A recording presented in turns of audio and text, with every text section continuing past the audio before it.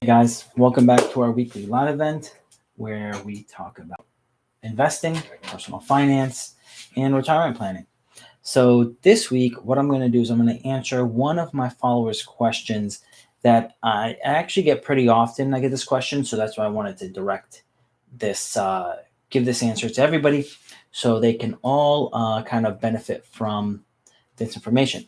So the question that I received from my follower was, or the statement. He said this statement, and I hear this statement often, and I don't like it, to be honest with you. As you guys, those who know, been following me for a while, you know I don't like this logic, right? So what he was saying was he has two rental properties, and they're both condos. And you guys already know I don't like condos, but that's beside the point. That he's actually paying down both of the condos faster because he said he wanted to free up more cash flow. So he wanted to free up more cash flow, so he's paying down the condos. And I wanted to go over many points of why I don't use that strategy. I don't apply that on my properties. So first, let's go over this. Normally, when the market tanks, we're going to start there. When the market goes down, condos lose the most equity. So the prices are going to drop significantly. Your equity is going to disappear. So when that equity disappears, you can't go back in and get it because it's disappeared. You spent all this time paying down the loan, thinking that you're going to free it up, but the bank doesn't care how much you paid it down. If you can't make the payment that month, or after a few months, they're still going to foreclose on you. Doesn't matter that you spent all those years paying it up and get it paid back quickly. So in addition to that, all that equity disappeared, so you can't go back in and grab it to try to go and purchase more properties at a discount. All that money that you think that you have saved and put away isn't there anymore. So I know it sounds like I'm saying the same thing multiple times, but I'm saying it different ways because there's different ways people think of it. And so now that they've basically spent all this money, paid down the loan, saved maybe 3 to 4% interest, and in reality now don't have access to that interest, cannot go back and get it. And now that they've no longer have that job, their mortgage never went down because even though they made extra payments, the payment per month never goes down. The principal does. Now, when the time that they lose their job is also the same time that they're actually going through the issues in the finding a job and having other cash flow coming in. So now they don't have money coming in, and they don't have the equity in the property anymore. They spent all their extra money to pay it down. They have no money in their reserves. So now they're in a bad financial crunch. And this is where people come in that pay down the mortgage fast or have a 15-year mortgage. They get caught into this issue often where now they have no cash. They have no money coming in from the job. They pay down all this extra money on this property that lost all this equity.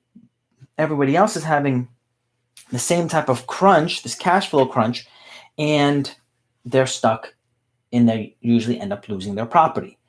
So, and if they don't lose their property, they end up going into a loan modification program, which there's so much taxes and fees and legal fees associated that it ate away all the money that they paid towards paying the home off faster. So that's the one issue about paying it off. The other issue is about building. The amount of wealth that you're saving and building is not much, is almost insignificant, because if you're taking cash and paying down this loan, the cash is depreciating at 3% a year. The loan is about 3% a year.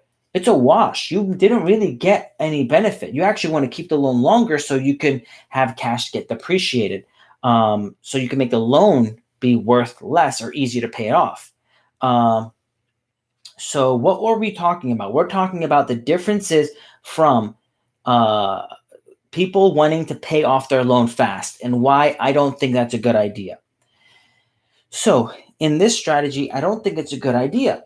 Again, the topic is Someone type up the topic. The topic is why you shouldn't pay down your loan fast. And then I'm gonna pin it.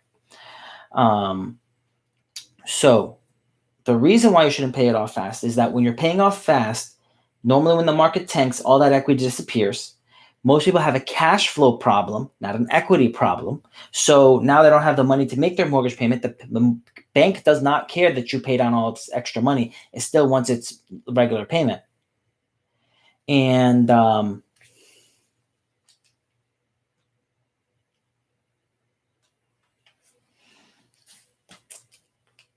now,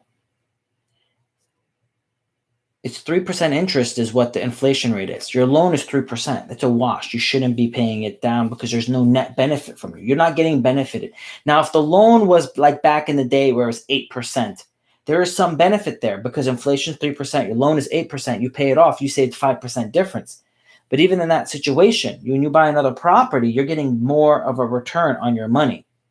So lastly, he had 2 loans and he's paying both off fast. That doesn't make any sense because you're not freeing up any cash flow. You're not freeing up the cash flow until it's actually paid off. So it's not helping you in the short term at all. Your focus should be, if you're going to do that plan, which I don't agree with this plan, but if you're going to do that plan, you should be paying off one of the loans, not both of the loans, okay? Because it's not going to help you. So I'm going to put it on the board so you guys can see. You can see the nice whiteboard back here. All right. So this is his example of the information he gave me. He has one condo that he owes $125,000 on the condo. His monthly payment is $633 roughly.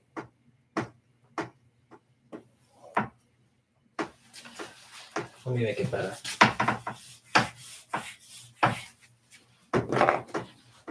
Is $1,250, and his payment is $633. So $617 a month he's paying extra on this loan. This is on a 4.5% loan. I ran this number on. $181,000 for the other property.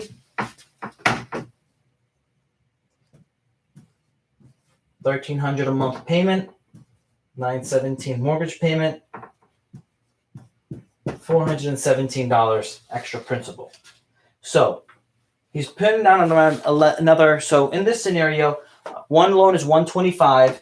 His rent is $1,250. His payment is $633. His rent the amount of money remaining is $617. This one's $181, $1,300 rent, $917 in payment, $417 is left over. So on these 2 condos. If you're saving 4% interest,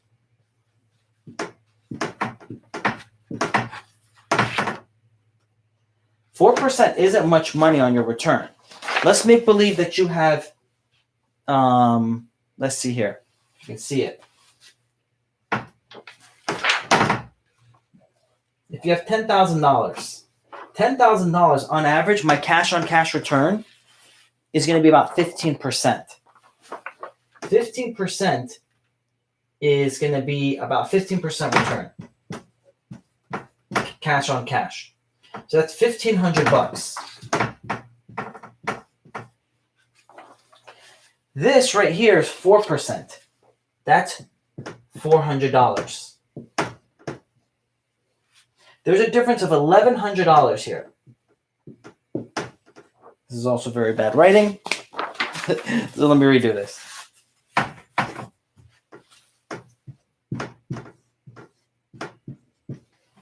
This is a year, $1,100 a year.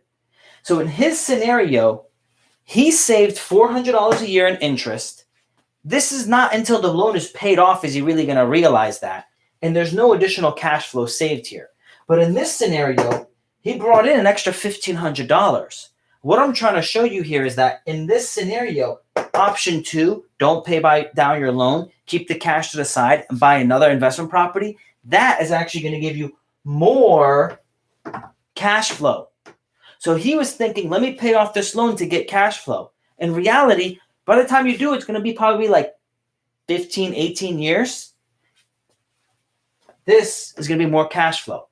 Part 2, between your rent you're receiving and the appreciation of the property, you're probably going to make about a 20% annualized return on your new property, where you're only saving 4%. So if he was competing with me on like who's going to make money faster, I'm going to grow my wealth 5 times faster than him. So some people ask me, well, Pascal, how did you grow so fast? How did you make so much money? Well, because I'm able to return 5 times what the average person was returning under this strategy. Some of my properties did even better than that. Some of my properties are making 35, 40% return because I bought them a long time ago. I constantly did upgrades to them, and it kept on increasing the wealth.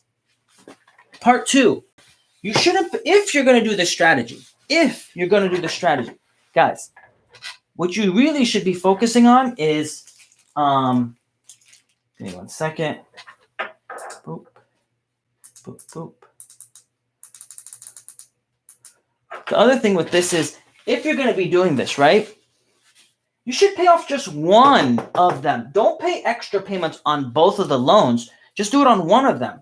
Because if you pay this off, put all the extra money on this one, at least you're going to free up $633. Now, $633 is nothing. It's a waste of time because you should be buying another property. If you look at the return, paying off a $125,000 loan and you're bringing 15% on it, you're going to be bringing in $1,800 a month in cash flow, extra cash. This one, you're only saving $633.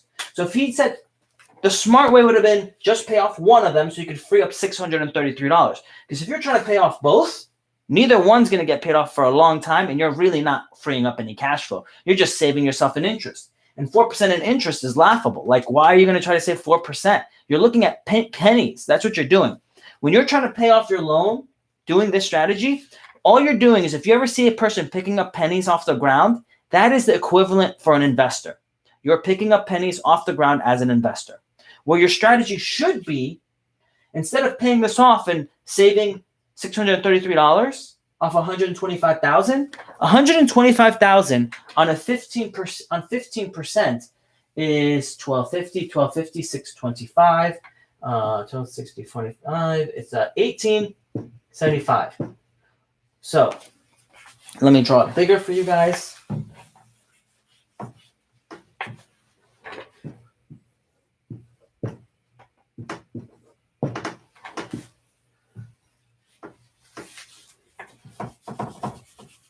Let me get this out of the way.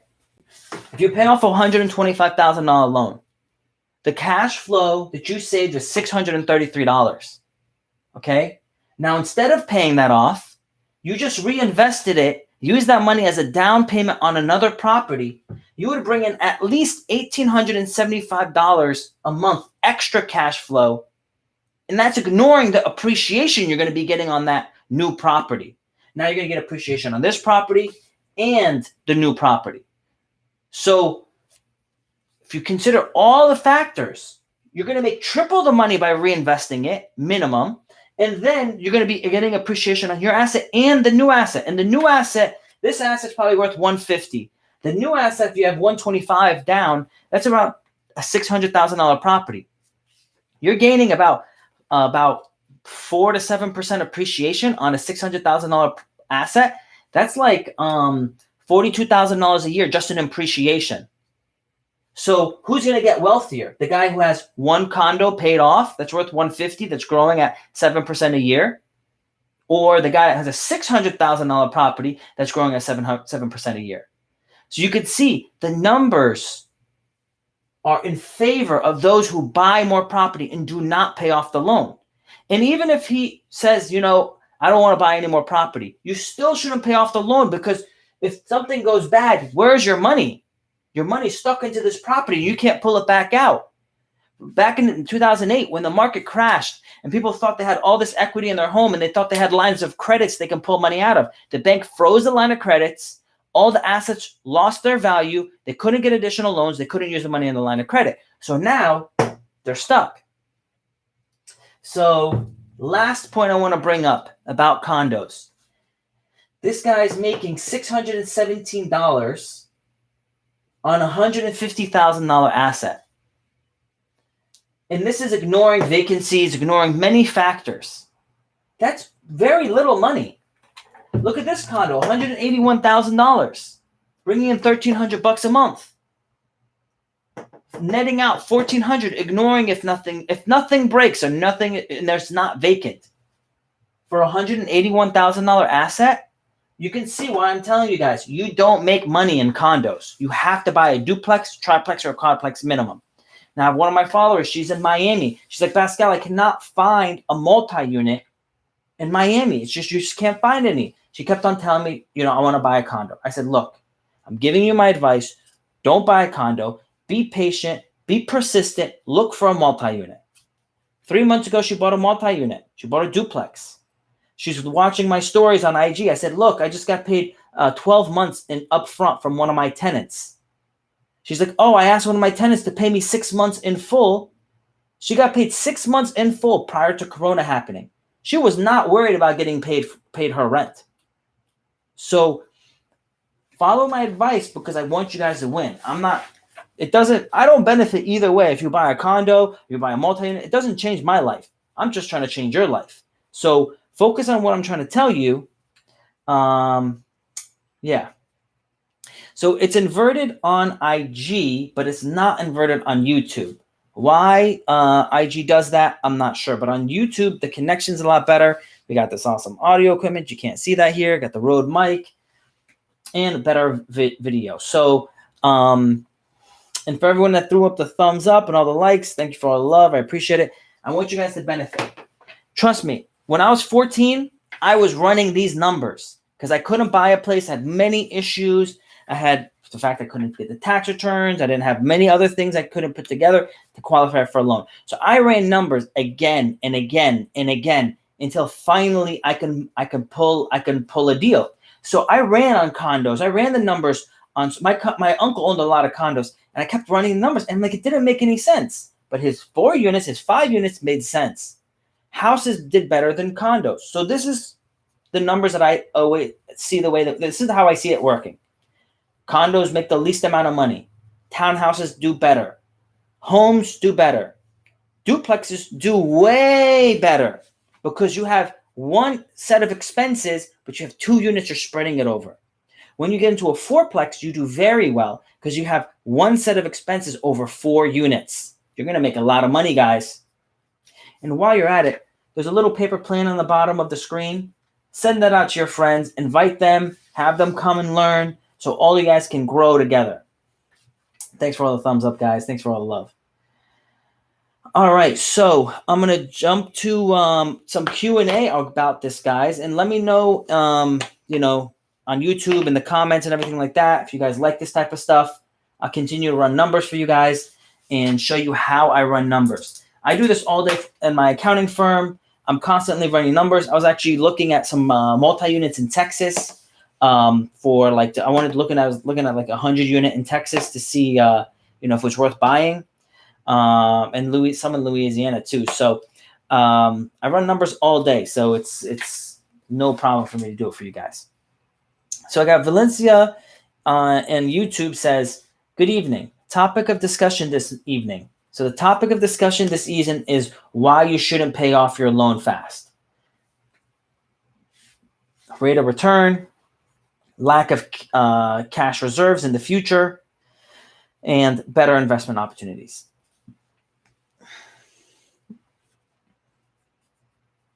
It's not why. Valencia also said, should people pay off debt during this time?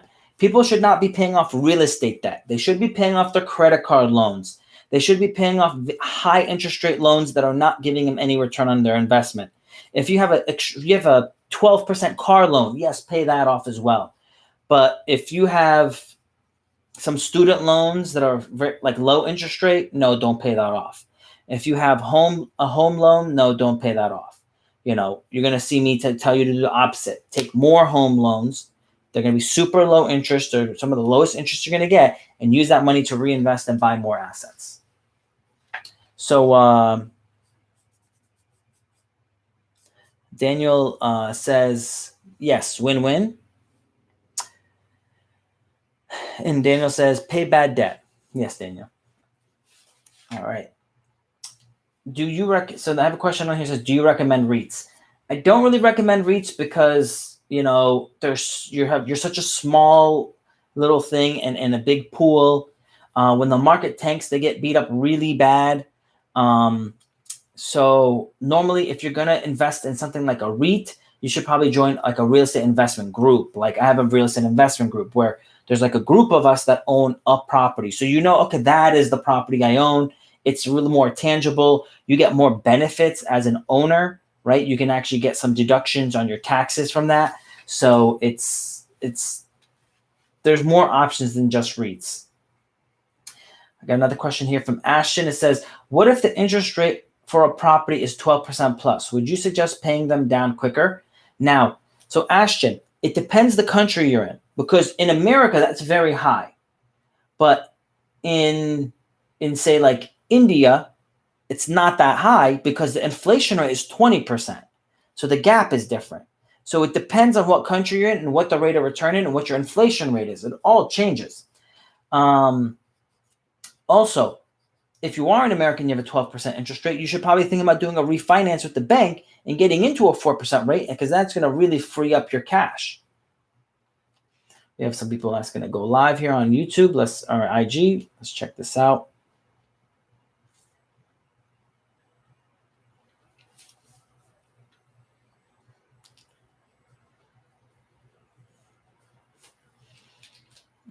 IG keeps acting up.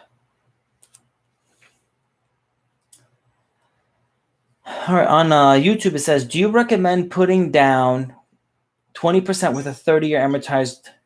Okay, I'll answer that in a second. Hey, what's up, buddy?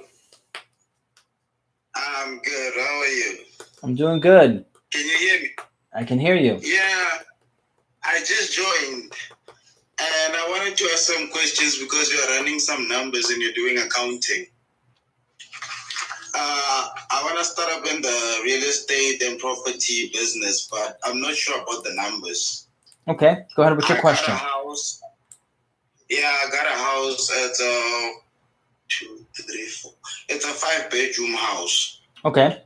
And I'm looking to rent it off for the next 5 years or so. Okay. Because I'm going to varsity and all that.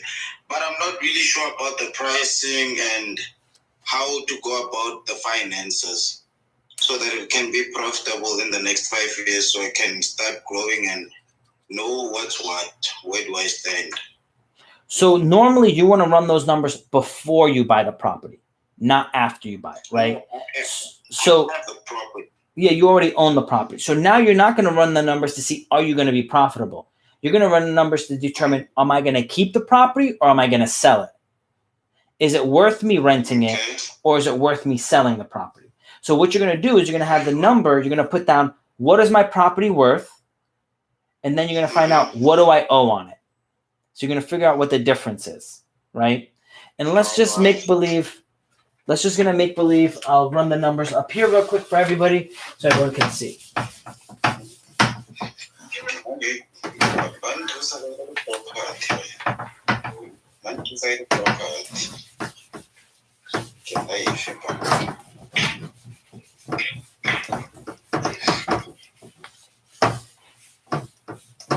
So, how much is your house worth? How much is your house worth?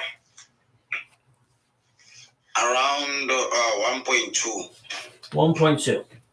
1.2 mil, right? And I know in your country, the money dollar exchange is different. So it doesn't matter what country you're in. It doesn't matter what the dollar is in. That's one thing I learned. If you can run the numbers on a $30,000 property, you can run the numbers on a $30 million property. That's what's awesome about real estate, is because if the numbers work at 30,000, you can do a $30 million deal with 1,000 apartments. So that's what's awesome about real estate. So you have $1.2 million property. What do you owe on it? What do I owe? 14,000. 14,000? Like, what is your mortgage? Because if it's 1.2 million is what you owe, how much is your mortgage? 800,000. Oh, you paid off your mortgage. Okay, that's good. So 14,000 is what? Your what? You're breaking up. So Can you please repeat the question? So your home is worth 1.2 million, correct? Mm-hmm. So Yeah. what is your expenses for the property? Taxes, insurance, things like that. Taxes and insurance for now per monthly, I'm paying around 10,000. Okay. Yeah. Expenses 10,000. What is going to be the income? Yeah. How much is the income? The income right now like if you rented it out. Only 800. What are you if you're going to rent it out, how much would you get? No, I was renting it out right now. Okay. And I was getting an income of 3,000. So is that 3,000 and your expenses are 10? Yeah. So that means you're losing money every month? I'm losing money every month. So are you renting out rooms, or are you renting out rooms, or are you renting out the whole house? Rooms, not the whole house. Okay. So this is what you're going to consider. Like, you can't consider just this is what you have to look at. You have to make a decision. If you're going to rent out rooms, then you have to run the numbers on renting out all the rooms and figure out what is going to be your vacancy rate. How many people are not going to live there at a time? If you have 5 bedrooms, maybe you're only going to rent out 4 at a time. One's going to be empty. So if you're renting out $3,000 a room and you have 4 rooms rented, one's going to be empty for some reason, you're not able to fill it. So you're going to bring in $12,000 a month. And then $10,000 is your expenses. That includes your insurance, your taxes. It includes your utilities. Is that correct? Electric, water, sewer, garbage. So in that numbers, you're making $2,000 a month is your profit. That's not good. Okay. So that means it's $24,000 a year off of a $1.2 million property. That's not very good. So what should I do? Probably sell it and buy something that's going to cash flow better. So houses are hard to cash flow. What you're going to be right now, you have one house that's 5 bedrooms. It's better for you to sell that house and buy a 2-family house that's 2 bedrooms each or 3 bedrooms each. You're going to bring more money that way because you're going to bring in, say, probably like $7,000 a month per side, which is $14,000. You're not going to have to pay the utilities because they pay their own utilities. So your income's going to be higher. Your expenses are going to be lower. So the amount of money to your pocket, your profit is better. Now, what you should do on top of that is not use all of your cash. You should put down the minimum the bank requires you. And then the rest of the money you get from the bank because the bank should offer you a good interest rate. Now, you'll be able to use this money and buy 2 duplexes where your expenses per month are going to be probably $16,000, but your income is going to be $24,000. So your net profit per month is going to be $8,000. So instead of $24,000 on this example, you're probably going to bring in $96,000 a year doing it the way I'm teaching you. Now, in my course, like I was telling you guys in the course, it's going to talk about dollars, the way American currency is.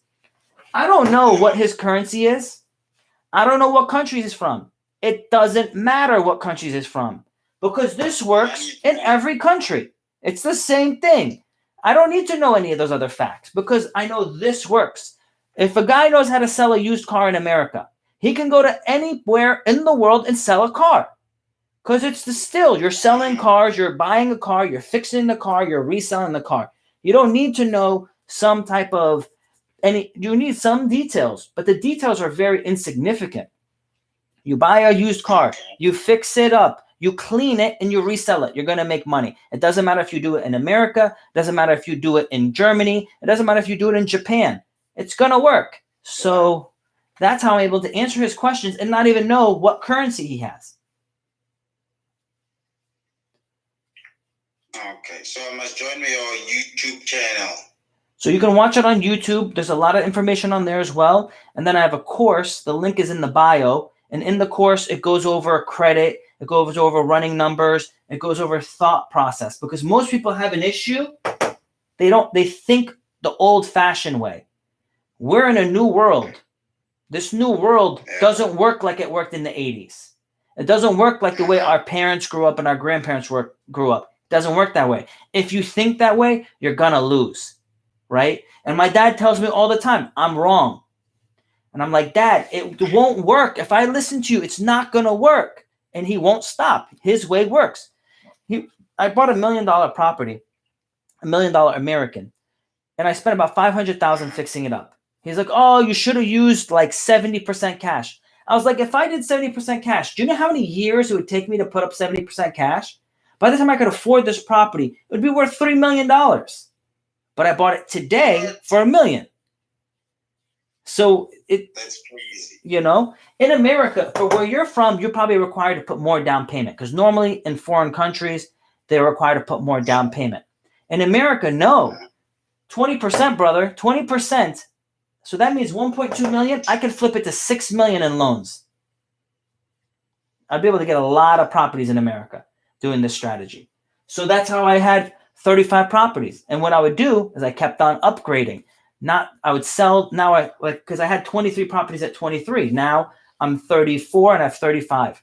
So, but the properties I have now are worth a lot more than what those other ones are worth. They're a lot nicer areas. So that's another way you could play the game. You don't have to flip to more and more units. Sometimes you can flip to better and better areas.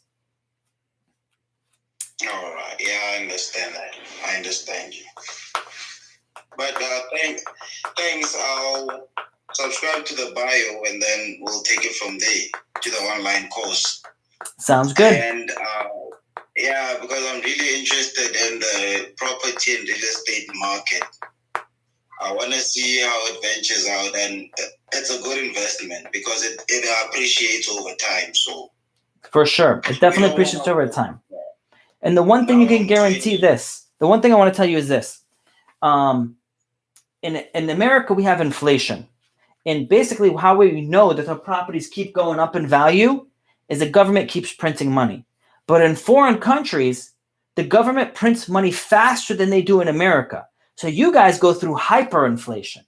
That's why doing this strategy where you're from, I can't guarantee it, but it's highly likely to be more successful for you guys than it is for us. You would build wealth faster. These numbers probably, like when you have this is 1.2. I'm going to guess 5 years ago, it was a lot less. 10 years ago, it was a lot less. Yeah. It was a lot less than this number. But because where you guys are from, most countries outside of the United States have their governments print money more than us. Like we think our government prints a lot of money, but other countries print more than we do. So we're bad, but we're like the best in the bad group. So your inflation is higher. So this plan works more. It works better in your countries. So anyway, it's great talking to you. And then catch you. If you have any more questions, come on back. Okay, thank you. Peace out. I'm from South Africa. Awesome, South Africa. What's up? We good. All right, guys. So, as you can see, this works everywhere, right? There isn't a question, is this going to work? This works. It's very simple numbers. This is not anything that this came out last year. People have been making money off of this for hundreds of years. Real estate's been around forever. Now it's just easier. Got a lot of questions on YouTube. Next question on YouTube says, do you recommend putting down 20% with a 30-year amortized or at least money down possible? What is the best way to approach the deal as you grow? More money in the deal, smarter to be less leveraged. I'm going to say this. It is smarter for you to put the least amount of money down, but avoid getting very high interest rates. So normally you have to put down 20%, on an investment property. But if you can qualify for an FHA loan and you could put down 3.5%, I would go that route. So we're talking about, let's say right now we're going 12 months from now, you got like $100,000 saved up. Sure. buy a fourplex, put down 3.5%. That's awesome. Then, if you with the extra money you have left over, try to buy another fourplex. If you can afford 2 fourplexes with $100,000 or $200,000, go that route. It's better than for you to sink all your money into one fourplex or one condo or one townhouse. You can see the volume of units, the better. The more volume of units you have, some people think it is worse. Let me tell you, it is better. This game is so much easier when you have more units. It is very hard when you only have one unit. Now you think, if I have one unit, it's going to be so easy for me to control. It isn't. It's actually a lot harder. And I know it's counterintuitive, but trust me, it is. So Ashton on YouTube says, is getting a second mortgage at 13% for the down payment a good idea if the property still cash flows? And the pros and cons of having very little equity in the property. There isn't cons to having very little equity in a property, right? Many properties I've bought, I currently have a loan double what I paid for the property. But the rents have went up so much and the value has gone up so much, I could qualify for double the loan and still be at 5% interest for an investment property. Very good interest rate. For the time that I got it in, that was a good interest rate. Now, 13% interest on a second loan, that's extremely high. So you're definitely in like the danger zone. Like, be extremely careful what you're doing, because getting a second loan at 13% and cash flowing and only breaking even is not where you want to be.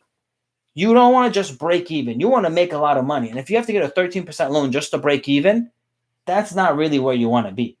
I mean, I can see myself doing that. I don't even pay 13% for a hard money loan. I only pay like 9 or 10%. But that's because when I'm buying the property, I'm fixing it up. I'm probably going to double the value of the property. So I'll do a cash out refinance, pay off that loan, get a new loan at 4%, and make a ton of money. But if it's your long-term play to pay 13% for a hard money loan to buy a property that's not cash flowing you much, it's not a good idea. Ashton says, I'm from Canada, so rates are similar to yours. Yes, Canada does have similar rates to us. Luciana on YouTube says, hey, Pascal, do you teach how to run the numbers, more info, details on your course? Yes, I do teach how to run some numbers on my course, and I'll teach basic number running on my course. So when you're running the numbers, you could take that information and run it 1,000 times, just like I did. I ran the numbers hundreds and hundreds of times on many properties, even properties that were for sale and properties that were not for sale, because then I can create the pattern in my mind for what is a good deal and what's not a good deal. Very important to run your numbers. And that's how you know your market. Luciana also says, great info once again. Thank you. Ashton, cash flowing, $16K a year. That's awesome. It's awesome. So guys, let's see what else you guys hear on IG.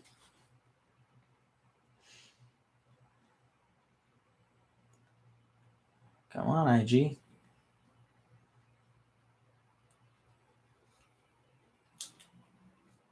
All right. So Gary says, most effective way to get into house flipping business.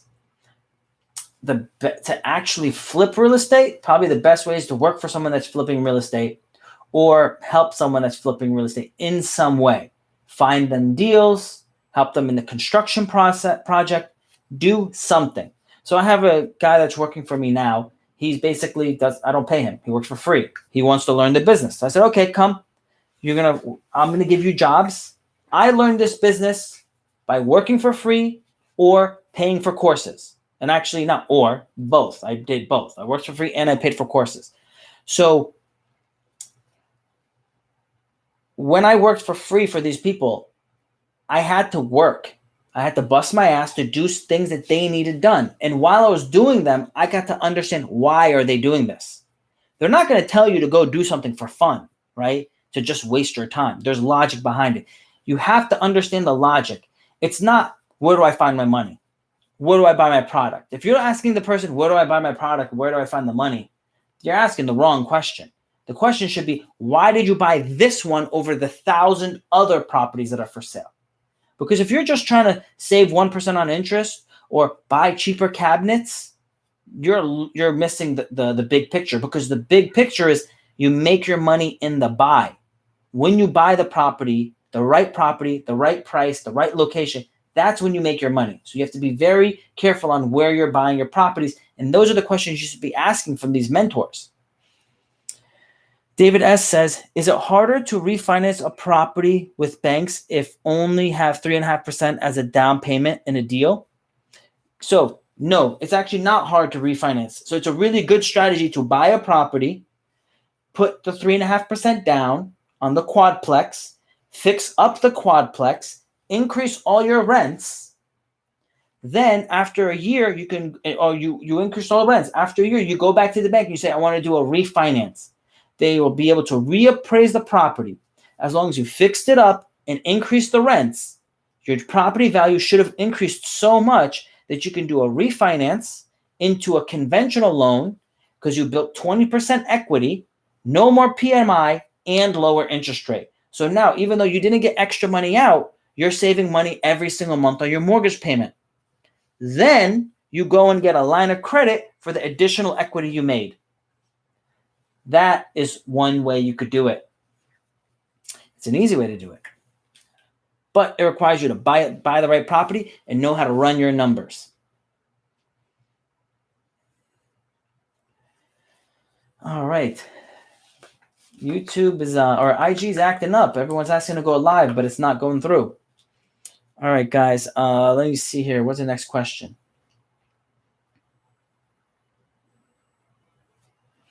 All right, let's see if this is going to work. Ashton's asking to go live. Hello. Hey, so I'm from Canada, and I was asking you about the 13% interest rate. So I'll kind of break down the situation. Cool. So the property is $360,000. Okay. I'm listening. Continue. So my down payment would be 20%. So in Canada, isn't there a way for you to put down less than 20%? I thought there's options you could put down less than 20%. Not with commercial loans. Oh, so this is a commercial property? Yeah. Why is it considered commercial? Can you tell me a little bit about it? It's a duplex, so just in order to get a loan, in order to qualify, I have to go through a commercial loan. So there's certain things there that sound off. So I would like you to do more research. I'm going to run the numbers for you now, but I'd like you to do a little bit more research, because in America, there's the same situation. Sometimes when you buy a duplex, it's considered commercial. So they're going to make you put down 20, sometimes even 30%. But if you tell them, I'm going to live in that duplex, right? It's a 2-family home. Then they're going to give you the loan as more of like a homeowner, which then doesn't require you as much money down. So just do a little bit more research. So this is considered your second property.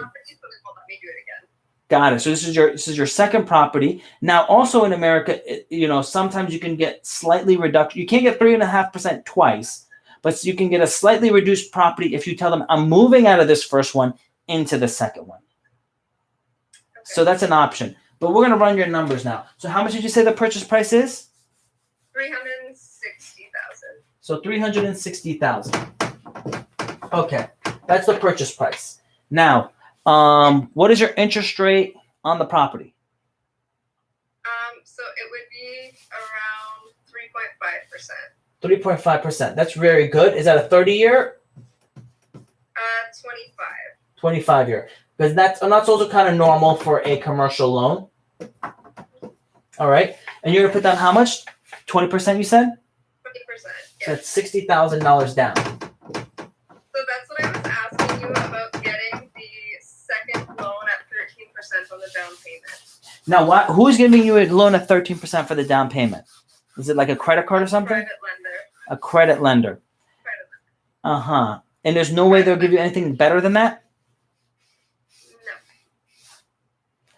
No. So, guys, everyone who's on IG that says, hey, the image is reversed, on YouTube, it's not reversed. So sorry. This video will also be on YouTube, so you guys can go check it out after we're finished. So you can watch over this information again and run the numbers yourselves. So now 3.5% down. What's the payment on this loan here?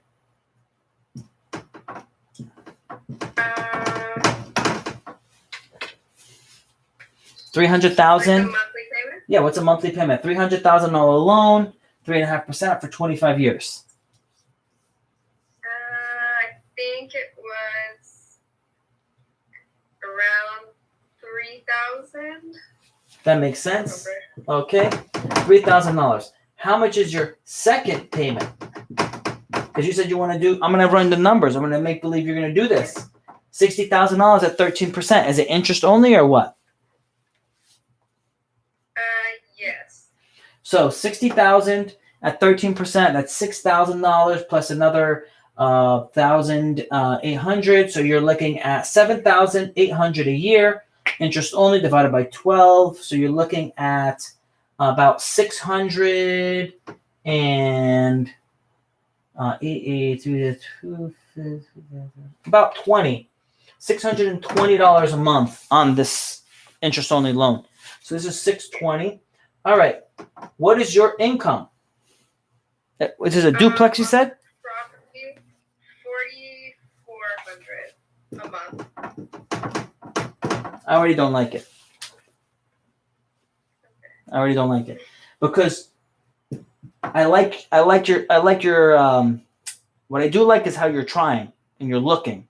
Because if you don't try, again, I ran hundreds of scenarios before I bought something, before I got this good, right? So I like that you're trying, but why I don't like it is I haven't put in taxes and I haven't put in insurance. I haven't put in maintenance. I haven't put in vacancies, and I'm only left with like $780. You know, so $780 with how much is it taxes and insurance? A month? Yeah.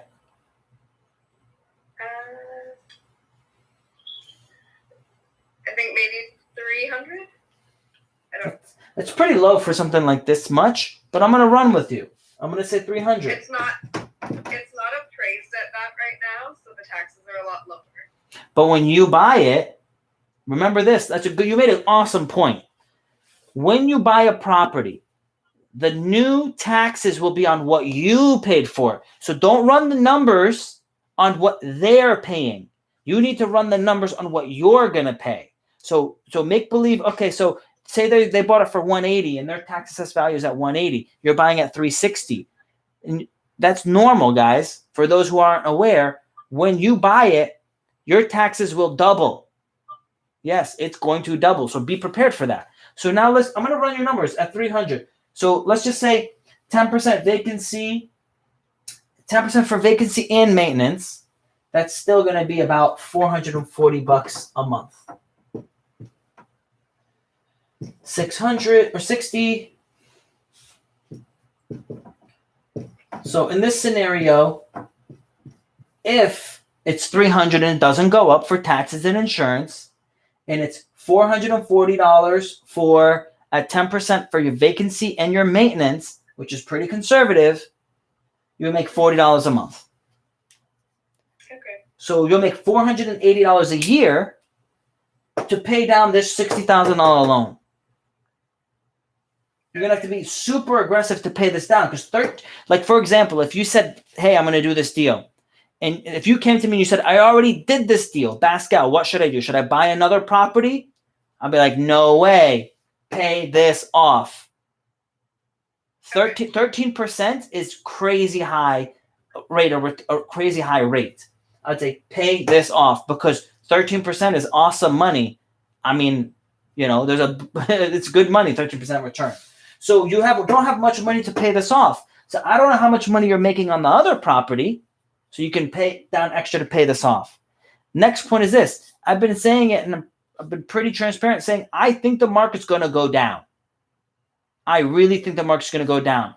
This is a very aggressive play on a property that I don't know if there's much more upside on this thing. That likelihood the price is going to go down.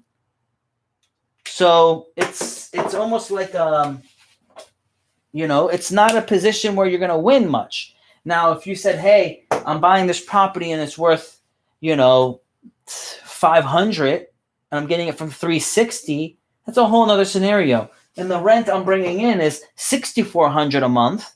That's a whole nother scenario. Sometimes you find these properties in lower income parts of town. They're offering that type of return because the tenants don't pay the rent on time. They constantly break things. There's extra work you have to do, so you need to make extra money to justify purchasing this type of deal. But then that means there's not much upside potential. And when the market tanks, those properties tank hard. I bought a triplex that used to sell for $180,000. I bought it for $80,000. How do you think I felt? Probably pretty good. Pretty good. Guess how I felt next year when the property next door sold for $30,000? Oh, wow. I didn't feel pretty good. It went up. It went down that much. It went from 180,000. I bought it for 80, and then the guy next door bought his for 30. Was it a comparable property? It was better than mine. It was a triplex in better condition than mine.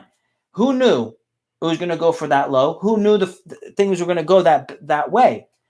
I end up selling my property and end up making a lot of money, right? I'm not going to complain. I made over $100,000 on the property. So I'm not complaining. I more than doubled my money.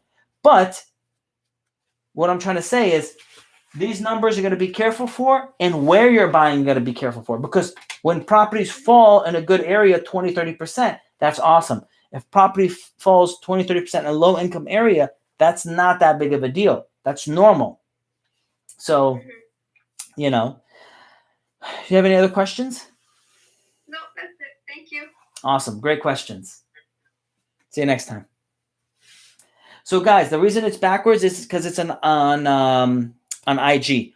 On YouTube, it's not backwards. All right. Let's see. And who else wants to go live and ask some questions? Kevin.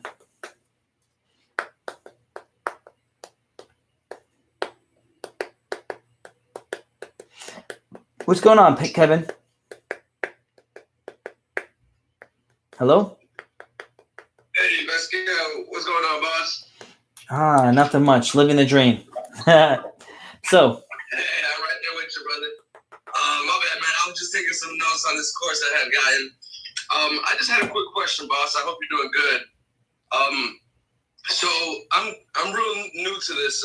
My dad had a property he was paying off through another homeowner. He was getting ready to lose the property. So what we did is we gave him kind of like the tax payments because he was falling back on his taxes. Eventually, we acquired the property. Okay. And what ended up happening is my dad transferred the property over to my name. I'm sorry. Okay. No, it's good. Okay, I hear you. Keep going.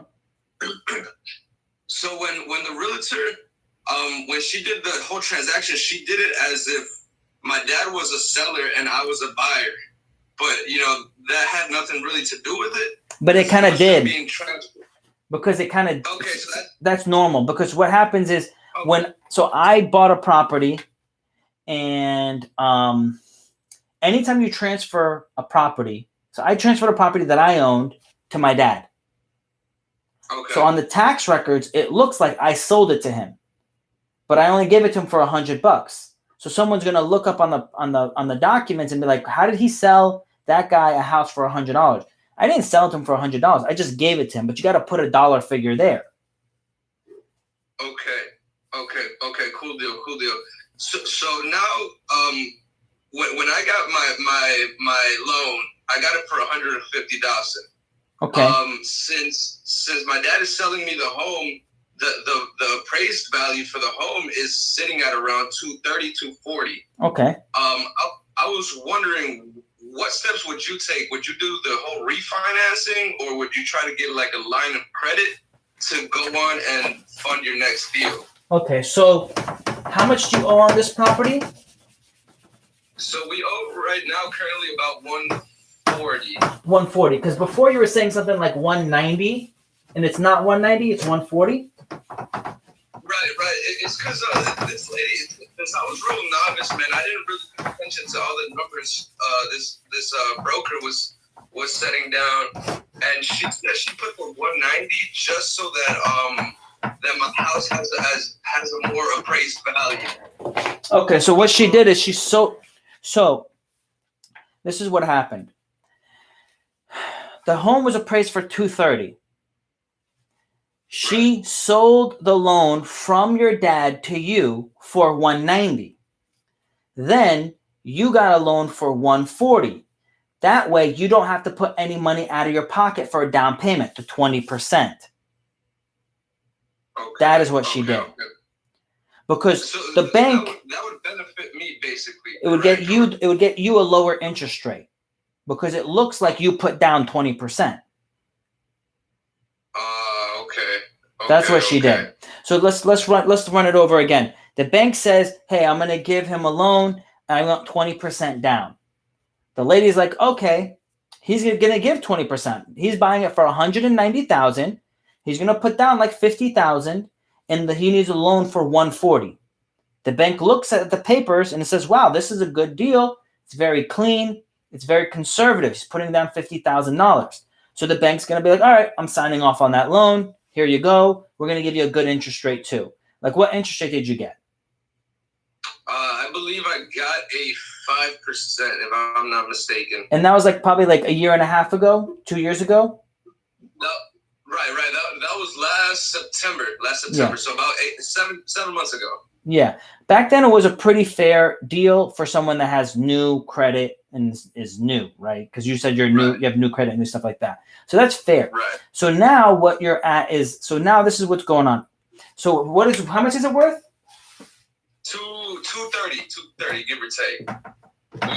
We've made some nice remodeling over the time.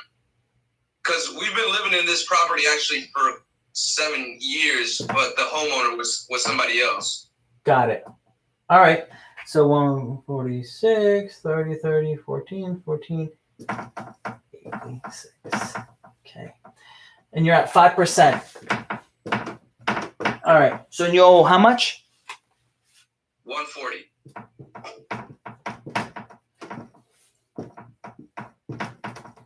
Okay. So I'll do a cash out refinance. Why? Okay. It's worth 230. That means at 80%, loan to value. Where's my other marker? All right. At 80% loan to value, it's 186.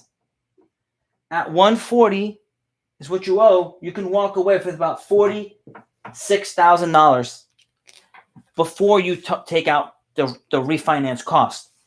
Now you have a 5% rate. There's a good chance you can probably get like a 3.5% rate right now. Maybe if you can't get a 3.5% rate, maybe you get a 4% rate. But still, 4% is better than 5%. In your payment, you're going to be saving about 20% of your interest charge. Well, you're increasing it roughly almost the same amount. Your loan is going to increase about 25% roughly here. So what's going to happen is your mortgage payment's going to stay the same, and you're going to have $46,000. We're going to say after closing costs, you're going to have about $42,000 in your pocket. Okay. You got that? And that would fund my next deal, basically. That would fund the down payment for your next deal. So now you got your $42,000 in your pocket. You can go get another property for about $200,000 and put down 20%. Okay, and I wouldn't be able to like get an FHA loan though, correct? Because your dad put it in your name. So it's 3 years is the rule. So if you took it out of your name and give it back to your dad, so guys, everyone on IG, the numbers come up backwards on IG. If you want to see them the regular way, you're going to have to go on YouTube. This video is also going to go on YouTube tomorrow, so you can come back and watch all of this information again. Sorry it's coming in backwards, but that's just kind of how it is through the IG platform. So, yes, you would then take this cash, buy another deal, put down 20%. You can also get rid of this property out of your name and put it in your dad's name. Part 2.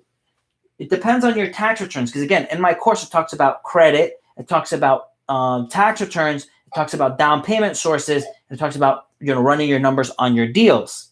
So you might have an issue. One of the issues that run into people your age is that you don't have the tax return to justify this payment. That might be your problem. You might have an issue of your tax return not being straight, so you can't buy the next investment property. So where you have to probably take this money and put it with a partner and let the partner do the deal, or you buy into a larger investment group. The other thing I would do is, if I was you, is right here. If it's worth $230 and it's $86,000, I would go get a second loan, a second mortgage. A second mortgage right now, the interest rate's like 3.5%, 4%, interest only, really, really low payment. And then 30, that's 14. So you got what, 46? You could get another $46,000 or $44,000. Another $44,000. So now you got, boom, line of credit, boom, money up for your cash out. You about $90K. You got $90,000. Don't ball out. Don't get a nicer car. Don't buy shit. No. Buy another property. Now you see, you see how I started with $30,000. I saved up, I was working for $8 an hour, saved up all my money. And finally, by the time I bought my first place, I was up to $12 an hour. I saved up every penny and I saved up 30 grand. I bought one duplex, fixed it up, took a line of credit, bought another duplex, fixed it up, took a line of credit, bought another 7-unit, fixed it up, took a line of credit, bought another one. Within 19 to 23, I flipped $30,000 into about $3 million in real estate. Wow. So you could do the same thing on your own. If you have the tax returns, if you don't have the tax returns, you don't have the knowledge, you can do it with a partner and do the same thing. That's why you see me doing all these new deals. I'm rolling the money. Like some people are like, oh, but look, you got an i8. That's cheap to me. Back in the day, I had a Corolla, was beat up, and I drove it around till it died. Not Corolla, Camry. So, so it's this game.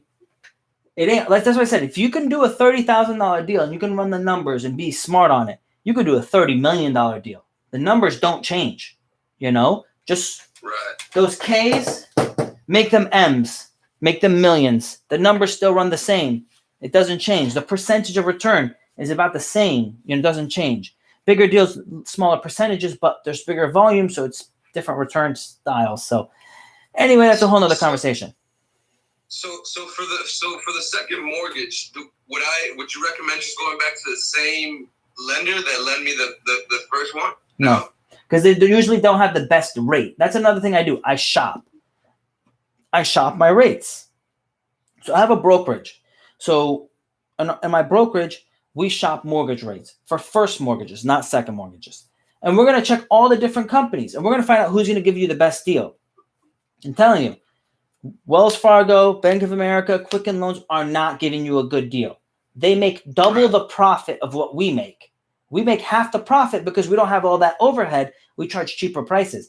Quicken Loans gives me a cheaper price that I could sell to you compared to the same loan they're going to sell you. You're going to be like, wait, how did you give me a deal from Quicken Loans for less money than they gave me? I said, because I buy it at wholesale and I'm selling it to you at wholesale. They're selling it to you at retail. So you go to your broker to get a good deal. Then from there, you're going to go and shop who has the best rates. And normally it is not a big bank. They have too much overhead. It's going to be someone online. So you're going to go to someone online. So I use yeah, I was about to say who. Bank United. Bank United is who I use. United. Yeah. And they gave me 100% loan to value on my property at like 3.5 or 4%. Okay, and I couldn't refinance and then get a second mortgage, right? You can. You can. Oh, you can. That's what I just suggested for you. Refi first, lock in the lower interest rate from 5%, bring it down to 4% or 3.5 or 3%, whatever they'll give you. And then after you refi, you're going to have a lower payment or better payment options. Then you go get the line of credit. But you got to make sure your tax returns are straight. Because if your tax returns aren't straight and you're not showing the money and you're hiding the money or whatever, then they're not going to give you the loan because you're like, you don't have enough, you don't make enough money to pay this bill. Okay. My bad. I'm trying to jot down notes, man. Giving nuggets, man. You're giving nuggets. I appreciate that. Awesome, man. Well, I definitely appreciate your time, man. And I'm definitely gonna look into the course, get some more knowledge, man. They say knowledge is power, so I appreciate your time, brother. I really do, man. Believe that, like some people reviewed what I'm gonna put on my course. They're like, you should be selling this for $3,000. I was like, well, I'm not looking to get rich off this. I only need the pre-course is $297. After the end of this month, it's going to $1,000 because it took me 6 months to build this thing. It took me a long ass time, and I gotta pay people to edit the videos. And I don't know if you guys actually looked into getting videos edited. It's not cheap. So, definitely, man. awesome. Well, be blessed, and see you next time. Likewise, man. Thank you, sir. God bless. God bless. All right, guys, that was good. It's already been an hour, but lots of great content. If you guys like this, go on YouTube, smash the like button, leave comments, share it with your friends. It's good stuff. So the more you guys study, the more you guys learn, the more my information is going to make more sense and it's going to be more impactful. Because a lot of times I'm talking about things, and because you guys are so new, it doesn't make a lot of sense. Constantly watch those videos. Go back and watch the old live events. I know they're an hour long. There's a reason they're that long, because you need that much information to fully understand what we're doing, so you could be so comfortable you're okay with getting a $300,000 loan or $500,000 loan. Most people don't succeed in this game is because they're too afraid to pull the trigger on those loans. They're like, well, my loan's 140. I don't want to get a bigger loan for 186. I just paid it down. No, the goal isn't paying it down. The goal is getting more cash to buy more properties. Getting more units is the goal. I don't want to get a line of credit. I don't want to get $90,000 in debt. Get the $90,000 in debt. Be smart and buy a great deal. You'll be able to get almost $500,000 with $90,000. A lot of opportunities, guys. So let's go into the next question. All right. David says, is it hard to refinance a property with banks if you only have 3.5% as a down payment? Yes, it is not. It's not hard. It's pretty easy. Not sure if Canadian banks let you do a cash out refi at 80% LTV against a property and give you a line of credit for the remaining 20% for 100% loan to value. How to look into that? You're going to have to call some banks to see if you can get the info. So right now I'm giving you information. You're going to have to go and do research and contact banks and get data, right? And just because you get no once doesn't mean you shouldn't call 20 other banks, because that's what I do. I'll call 20 different banks. If you guys want to go live on IG, please submit that. I'll try to see if it works, because sometimes IG works, sometimes it doesn't. It's weird.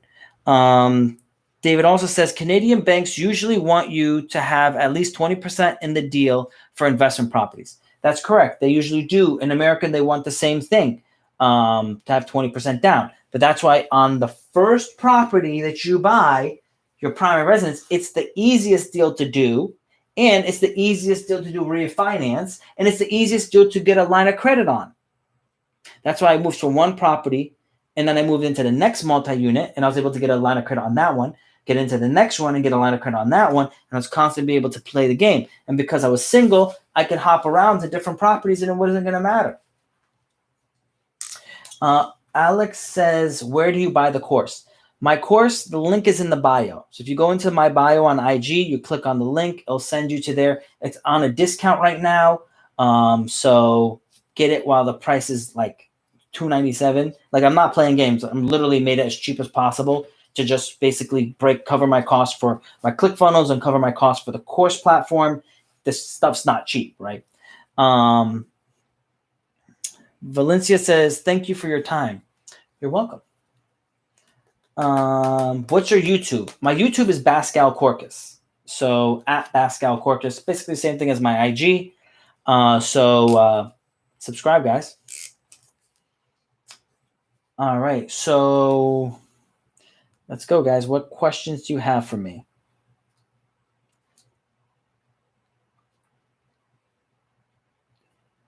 Do I have any recommendation for lenders? If you're in Florida, I recommend myself. We're going to be doing loans. I have my mortgage license, but my brokerage license is going to be completed in hopefully 2 weeks. So we'll be able to have many options to give you guys, great mortgage deals.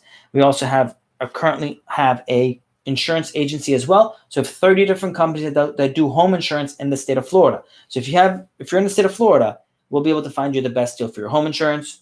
I do taxes, bookkeeping, and payroll nationwide. So if you have a company or an individual, we can help you with all of that as well. And that's the best way, because when we start with the taxes, we can advise you, educate you, show you what you need to change, so you're more likely to get approved or get approved for the size of the property you want. Because if you're not doing your tax returns properly and you're doing it like the easy way and not doing it properly, you're not going to get the amount of loan that you're looking for. You're going to end up stuck with a lot smaller property than you want. So, all right.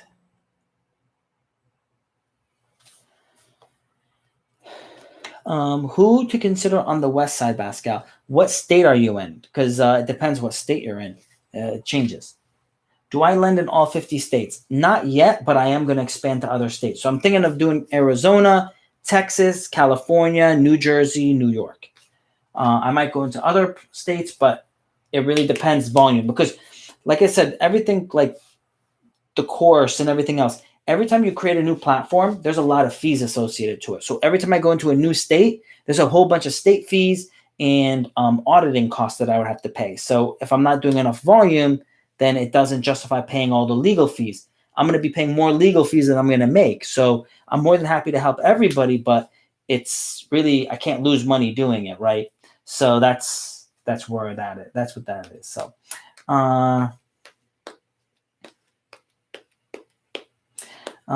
King says, need for your business to lend them money.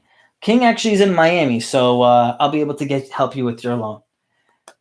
All right. So is Los Angeles real estate going to drop 20% as well? So right now, I just got off the phone, literally like maybe 2 hours ago, with one of my friends. He's a he's a real estate broker in California. Does a lot of deals, and he's like, man, we only have like 2 months of supply of real estate. He's like, I don't know what you're saying about the pricing, the housing is going to drop. I said, look, it's not going to drop now. It's going to, in about 6 months, we're going to have some foreclosures hitting the market. And those foreclosures are one that happened from 2017 and prior, but they never hit the market. And from my sources, they're telling me that they're going to start hitting the market in about 6 months. From there, in California, your rent forbearance is 12 months. So they can't even evict anybody for 12 months. Imagine a landlord having someone in the property for 12 months not paying rent. There's going to be a lot of people going into foreclosure after the 12 months. The foreclosure process and everything else is going to start. So in another 6 months after that, they're going to have more foreclosures. Another 6 months after that, more. So if you're not going to have I don't think you're going to have a huge 20% drop right away. But I think you're going to see a significant drop in 12 to 18 months. So I'd be very patient. Be patient. And overall, California is a very hard state to make money as a landlord renting. You really need to consider like maybe doing it in another state, like renting where you live because you love where you live, and then investing your money somewhere else and making the return. Because if you're going to be bringing in the money, the cash flow, and then other states are bringing you double the cash flow California does, then, you got to think, what is the best for my money, not what makes me feel good, right? There's a lot of people in California that are investing in Florida just because we bring in double, triple the returns. It's very competitive. New York, too. New York is very competitive. It's very tough to make money as a landlord. And the laws are so against you as a landlord that even if you're making money, like the laws are against you. A tenant could live in your property 12 months and not pay rent. And now you got to pay all those bills. It stinks. King says, if you get a loan from your bank from your first investment, would they give you another loan for your other property? Yes, they will, but it depends on if you're doing your tax returns properly. If you're doing your tax returns properly, yes. If they're not, then no. Like you have to do your taxes need to match the loans you're getting. So if you're not showing enough money, they're not going to give you more money. You have to justify the loan. So David says on YouTube says, makes sense. Thanks, Pascal.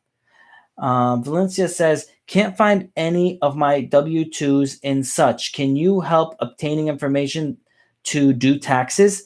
So what you want to do is if you cannot find your W-2s and you need to prepare your taxes, you can actually contact the IRS and tell them to send you a copy of your W-2s. So here's the thing. The IRS knows almost everything, right? They already have a copy of your W-2s. They're just waiting for you to file your taxes to double check if you're telling the truth. So ask them to send you a copy. And then when you have the copy, you can use those copies to file your taxes. Hope that helps. All right.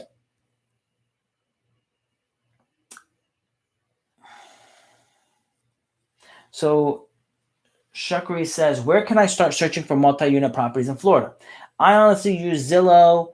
I use Realtor.com.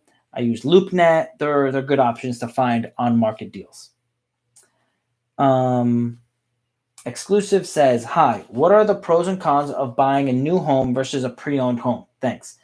Normally, a pre-owned home has better, you can normally, it depends where you're at, but normally a pre-owned home is going to give you better return on your investment.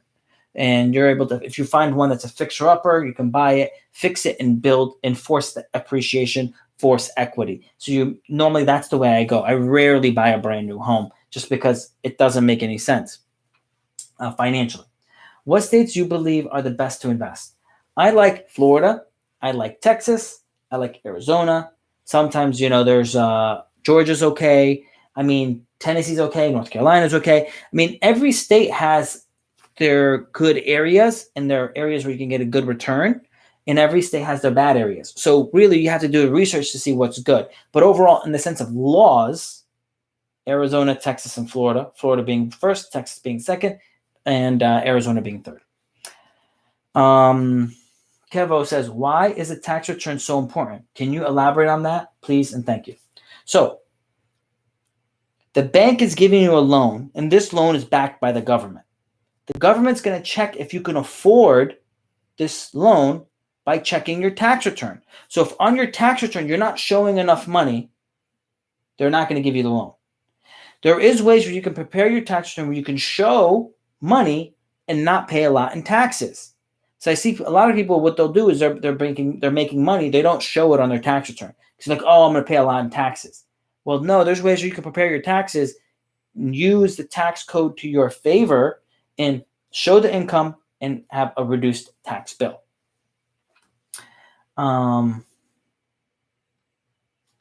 Doctor, I don't want to kill your name, so I'm just going to say call you Doctor.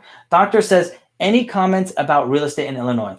I think in Illinois, if you've done the research, a lot of people are leaving Illinois. There's a huge exodus of Illinois. Chicago, the core is doing fine, but the exterior is like dwindling away. I mean, there's a lot of people that have owned properties for 10 years, and they've owned it since the crash till now and have no appreciation. That makes no sense. I bought properties around the time of the crash and even 5 years after the crash. And since then, I've tripled my money on these properties. I mean, tripled the value of the properties, not even my money. I probably went up like 6 to 8 times on my money, on my down payment. So it's not a healthy market, too much taxes, not great employment options. It's just too many, a lot of crime, a lot of corruption. It's not healthy for growth. Lyndon says, what about Texas, San Antonio, El Paso, Dallas? Those are all great major markets and secondary markets. So they can be, really good options. You just got to make sure we're buying neighborhoods inside of them where you're going to find out, hey, where's the happening place to be? Where does everyone want to live? Or where's the second best place where you want to live? You don't want to buy in like a dead zone where no one wants to be, or where there's bad schools, right? You want to be where it's very happening and people want to live and enjoy themselves and retire, or where the families are going to want to be and they're going to be good schools. Valencia says, God bless you. Thank you. You're welcome. All right.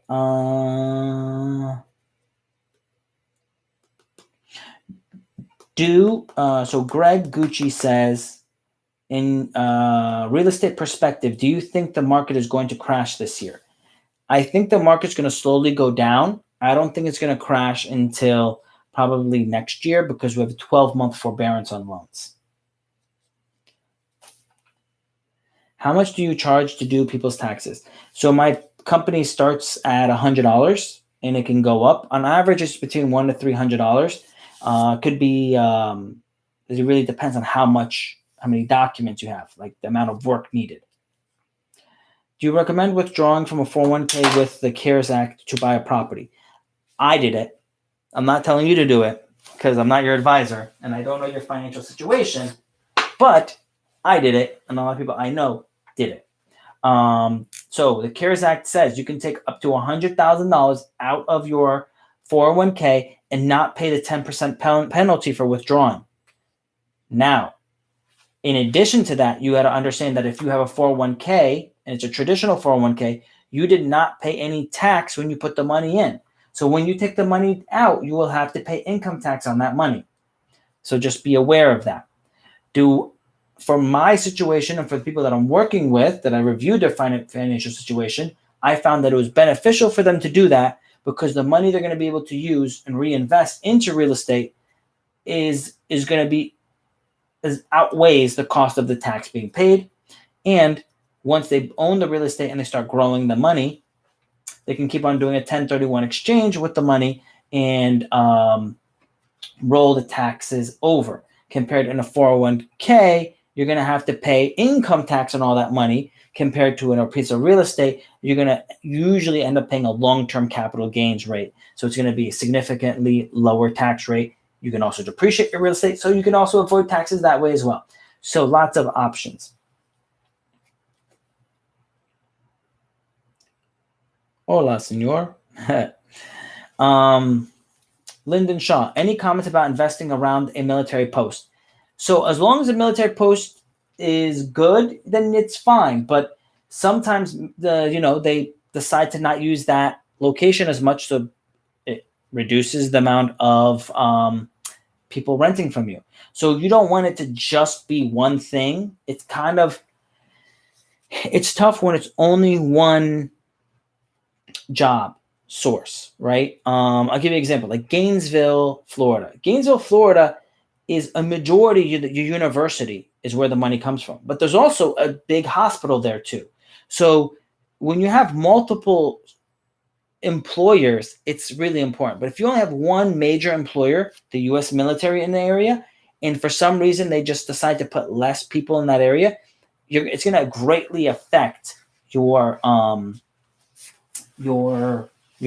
income if something changes. So you have to be very. Is it fine to invest around it? Yes, but you have to be very cautious about that. What exit strategy do you use on a commercial loan refinancing and pay out after the term of the loan? Can you explain that? I'm not understanding your question. PX says, is it true that if you invest into your property that you're renting out to tenants, expenses, painting the building, does that make you eligible not pay for taxes at all? So if you own a rental property and you bring in $24,000 a year and you spend $24,000 on the property or mortgage, taxes, insurance, maintenance, if you spend the money on the property and there's $0 left over at the end of the year, then you won't owe any money on taxes because there's no money, there's no profit. You only pay tax on the profit, not what you bring in. Part two is after that, you can still depreciate the assets. So you can do a depreciation. So on paper, it makes it look like the property is worth less. So then the government allows you to take a tax deduction because of that. So now it can also give you a tax deduction. So if you're paying a lot of taxes on your income from your job, it will reduce the amount of taxes you have to pay. So you're going to get more of a refund at the end of the year. So yeah, those are some strategies. All right, a few more questions and then we're going to call it a night. Richard says, I'm trying to expand safely. It's really good idea to expand safely. And if it's not an amazing deal, I would wait. When your loan matures, either refinance, sell, or pay it off. Pay it up. When my loan matures, I refinance and try to take extra cash out. That's what I do. Michael Mason says, is it true that if you do a fix and flip and sell it before 12 months, they tax you at 50% of your profit? Not 50%, but it's depending on how you do your taxes, you're going to probably be in like the short-term capital gains, which is 35%. But if you happen to put it through an LLC, you could, and you've done your taxes properly, you would be more at a lower, more like a 15 or 20% tax bracket. So it depends on how you file the taxes on your tax return. Valencia says, my daughter is asking, is it easy to make money in quarantine? Yeah, I mean, we're still making money.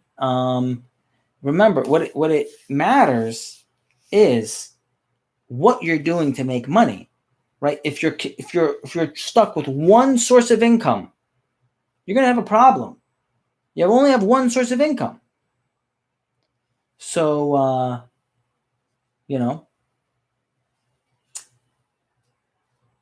right. Someone wants to go live. Let's see if this works. It'll be the last live for the night.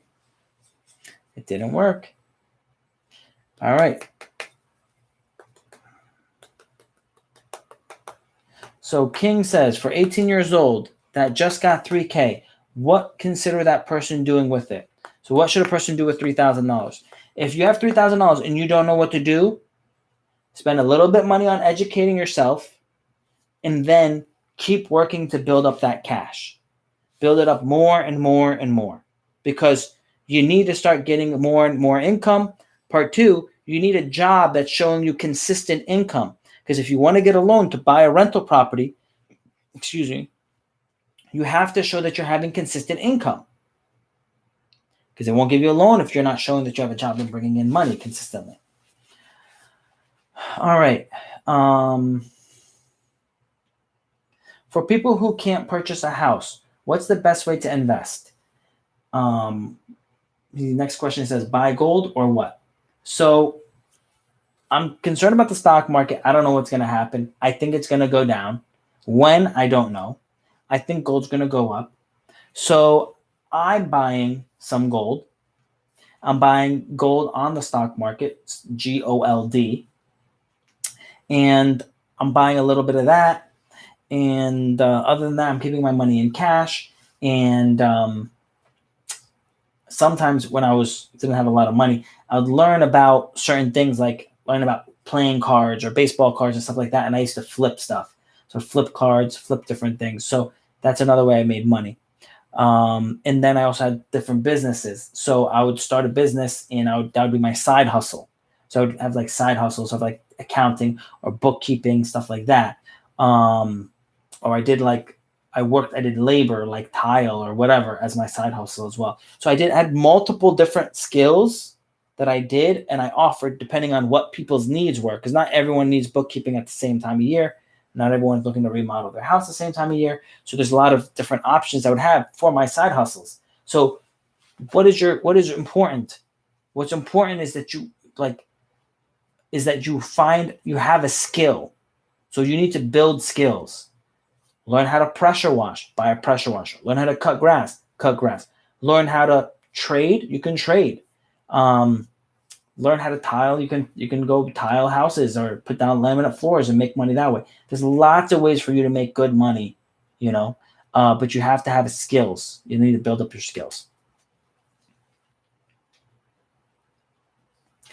She's 10 years old. Tell her to learn how to video edit. If your daughter's 10 years old and wants to work money and make money from home, tell her to learn how to edit videos, do something in digital marketing, and that could be her side hustle or her main hustle.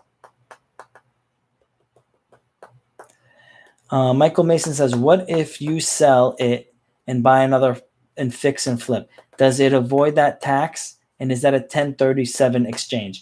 So you're talking about a 1031 exchange, and normally on a fix and flip, the fix and flip doesn't qualify for 1031 exchange. You have to own the property for a minimum of a year for 1031 exchange. Can you have less than a year for a 1031 exchange? Yes.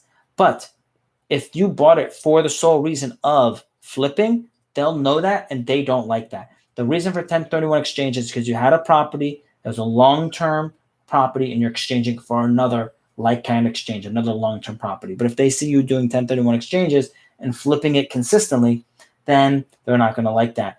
And it will raise a red flag eventually. So Lyndon says, I have 41K from a bonus in the military. Where exactly can you educate yourself with so many people wasting your time nowadays? So I don't want to kind of like do a shameful shout out, but I have a course. Link is in the bio. If you like all the stuff I've been teaching you, you can probably think, hey, his course is probably really good. I'm only charging $297 for it, so it's really cheap. It took a long time to make, so I hope you guys appreciate that. And the Warren Buffett says this, the best investment you can make is in yourself. The second thing that Warren Buffett says that I like hold true, says rule number 1 about money, don't lose money. Rule number 2 about money, don't forget rule number 1. So what does that mean? You have 41K. Do not invest it in anything you do not know what you're like. Don't put that money anywhere until you know what you're doing, because it's better for you to just keep it in cash and not lose it than for you to invest it in something and lose it. Because I had buddies that I have a lot of friends that were in the military, and they lost like 16,000, 20,000, 40,000, 50,000. Like a lot of them lost money investing with people that were hoping to do some type of business startup, and they were not business people. They just had like a dream, which dreams are good, but you need to get a mentor that's done it and been successful. Otherwise, you're just going to put your money into, a detail shop or a sound system shop or whatever, tree service, and you're going to lose a lot of money if you don't know what you're doing. But if you know what you're doing and that person is good at business, because remember, they have to be good at business, not just good at their job. If they're good at business, then you'll be able to make money. So be conscious of who you're working with. Alex says, where can I learn about taxes? Really the only way you can learn about taxes, like I teach a little bit in my course. I teach you enough for you to be conscious of what's going on so you know what to do in situations. But other than that, you don't really learn about taxes unless you're doing taxes. Like I learned about taxes by working for a CPA, being his assistant, starting my own company, and then giving him some of my money. I cut him 40% of all the money I made. And so he would double check my stuff when I opened up my own company. And then after a few years of doing it, I didn't have to pay him anymore because I learned everything I needed to learn. So I basically paid to learn. Now, again, I even have an accounting degree as well. But when you go to school, going to school does not teach you how to be an accountant. It teaches you the laws. All of the things you learn at school doesn't, like I have an accounting degree, a finance degree. You go to get a finance degree, it doesn't teach you how to do a mortgage. It doesn't teach you how to invest. It teaches you the basic concepts of it. The rest of it, you have to learn it in the field. So exercise those financial muscles. You're going to continue to learn. Guys, this was awesome. This was a great live event. I love all the questions. If you guys like this, go on to YouTube Live and put in the DMs that you guys like this, and I'll continue answering questions, running number for you guys. I'm going to get a better eraser because that eraser sucked. I mean, it couldn't even erase the board that well. But this was awesome. And again, I go live every Wednesday night and every Sunday night at 10 p.m. Right now, to the end of this month, I have a class that's on sale for $297. Link is in the bio on my IG page. At the end of the month, it's going to $1,000, $997. And even then, that's basically a discount because I had other people review it and said I should have charged $3,000 for this thing. It took me a long time to put it together. It should be able to get you at least your first 2 properties. And if you already have your first 2, it's going to show you how to refinance and set something up so you're financially in the position to go on to your next deals. It teaches you about taxes, teaches you about, the logic of an investor, teaches you the down payment sources. It teaches you about credit. It helps you set up all those different parts that you could be stuck on to basically fix them. So when you're going to the bank and you're trying to do your next deals, there's nothing holding you back, right? That's going to suck when you find a good deal and you can't close it. Thank you guys for everything. I really appreciate all the love, all the thumbs up. Thanks for all the thumbs up on YouTube and on IG. Remember, like, comment, subscribe, share with your friends. You guys have a blessed night.